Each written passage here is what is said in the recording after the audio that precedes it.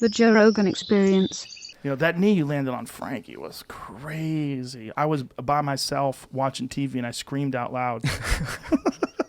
You know, it was one of those, ow! Yeah. And that's a common thing in my house. Where people are like, are you okay? I'm like watching the fights. Yeah. That was a nasty one. Dude, it was so perfect. Yeah, it was. You timed it so perfect.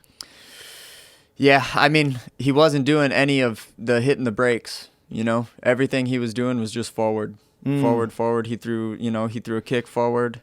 He threw a combination forward. And I was like, oh, this guy's not hitting the brakes at all, you know? And I was like, you know, just throw something into that space that he was going to step into. And, you know. It couldn't have been more perfect. Yeah. Yeah, it was like right before he threw a punch, everything. Yeah. So 2 wicked KOs in a row like that over 2 top guys. Like, you must be feeling right now that you're on like a whole new level. Yeah, I'm trying not to feel too good, you know, because that demon, you know, that demon will tell you, hey, you're good enough, man. You know, you're good enough. Ride it out. Yeah.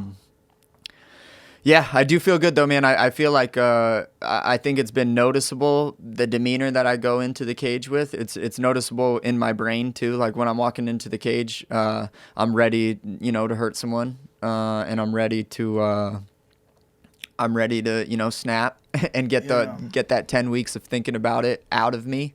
But yeah, man, I'm super happy with it, man. I feel like, you know, it's its own ability to figure out where you best perform. And like you don't learn that unless you have, you know, a loss or you get lucky and you get to win a fight. But, you know, I had to lose, and that's how you learn that stuff. And I really feel, man, like when I'm in the back in that space, I feel 100% completely untouchable, you know? And that's something that is very, very different than when I was fighting before. Like I'm walking into the cage now feeling 100% untouchable. And do you attribute this to the work with the mental coach as well as just you realizing that you were flat in the Aljamain fight? Yep. And just realizing where I do best, you know, just realizing where I do best. Like I would love to, because I'm a calm dude, like I'm a relaxed guy. Like I don't get too high or too low about anything. Like it'd be nice if I could perform at that level, you know, but that's not the case for me. So I need to really, and that's why I do it before sparring, is I'll make sure no matter how tired I am, regardless of what's going on, you know, if I'm injured, if I'm, you know, overtrained, whatever it is, when it's sparring day, I'm making sure that I get myself to that same place. Obviously not intense enough to where I'm going to hurt my training partners, but I'm making sure that I can replicate that headspace regardless of the situation. Yeah, you said something after the fight when you were talking to Laura Senko. Is that what you were talking to? No, it was Andrea. Whoever it was. Yep. That person. You said some people go in there and they're looking to compete. They like to compete, and that's what they're doing. You go there. You're trying to hurt people. Mm-hmm. That's you know what I'm doing now. You know. It was really uncomfortable for me because like we were kind of, you know, I like Hinduism. I like Eastern philosophy. I like the idea of like, you know, Buddhism and, you know, being really peaceful and having a Zen mind and not wanting anything and being really free from all the suffering of the world and trying to get there.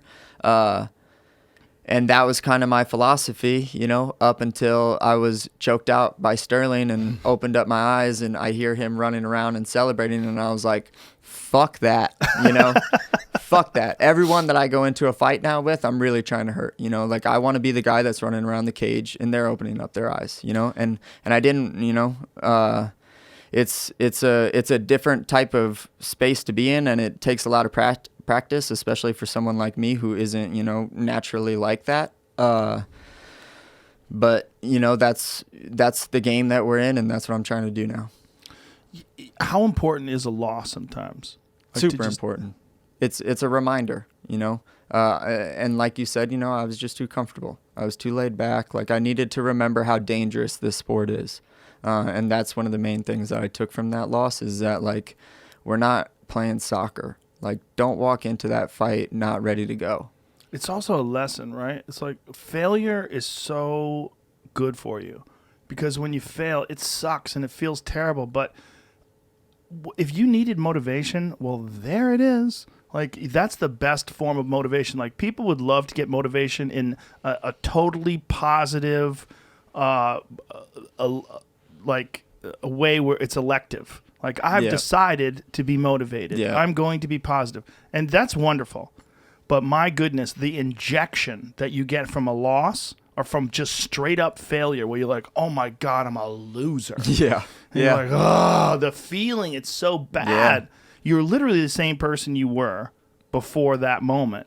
But now you fucking hate yourself. You hate everything. You feel terrible. You can't sleep. You get up to take a piss and you can't stop thinking about it. You're like, fuck!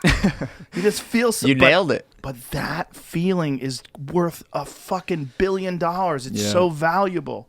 I wish I could win fights and feel like I lost every single time. Ooh. I wish I had that type of superpower. I wish I could do that. Do you think you could talk yourself into that feeling? Is it like the feeling that you got after the Aljamain fight? Can you think you can like bring yourself back to that state? Yeah. Yeah. Yeah. If I sit and think about it long enough, which I sometimes, like, and not because of that fight, but just all of the shitty things, like you said, that happen after a loss, man. Like all the shitty conversations you have to have with people. Oh my like God. The shitty looks you get. What do you from think people. went wrong? Yeah. Hey man, you'll get it next time. It's like, no man, like this is my existence, bro. You'll get it next time. Yeah. Yeah, non-competitors that want to talk to you about your losses. No, I hate it. Look on the bright side. Yeah. You got your health. Yeah. In that moment, there's no bright side. And that's something that every athlete, I think, has to come to grips with. During losses, there's no upside. No. It's just, this is your, look, sometimes you're the hammer, sometimes you're the nail, and you don't get the good without the bad. The reason why the good is so fucking amazing is because you felt the bad. Yep. If you're just this guy just stormed your way to the top with no adversity whatsoever, you probably wouldn't enjoy it as much. No. And that emotional pain, I think, is worse than physical pain. And I remember after the first time I lost, I had like my own existential crisis a little bit where I had to, venture off and really question like who I was as a person, where I was putting a lot of my identity, just because that shit hurt so bad, man. And I remember like, if I keep doing this, it might happen again, And I had to like sit with that a little bit, and I was like, and you might not even get what you want out of this. And then I was like, damn. And then I had to sit with that. And then I was like, but I'm really grateful for that, because that was the real moment in my life where I was like, martial arts is my path, like that's what I'm doing.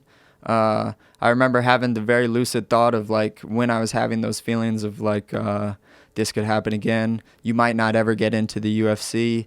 You could be doing this and win some, lose some, and be a loser until you're 35, 40, And in my head, I was like, okay, I'll sleep in a box. I'll be a loser. As long as I get to do this with my life, like I'll be that loser. And kind of since then, that's when I was like, oh, I actually love this, Catch new episodes of the Joe Rogan Experience for free, only on Spotify. Watch back catalog JRE videos on Spotify, including clips.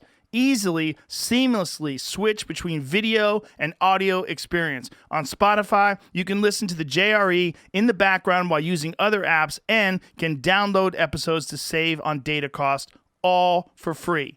Spotify is absolutely free. You don't have to have a premium account to watch new JRE episodes. You just need to search for the JRE on your Spotify app. Go to Spotify now to get this full episode of the Joe Rogan Experience.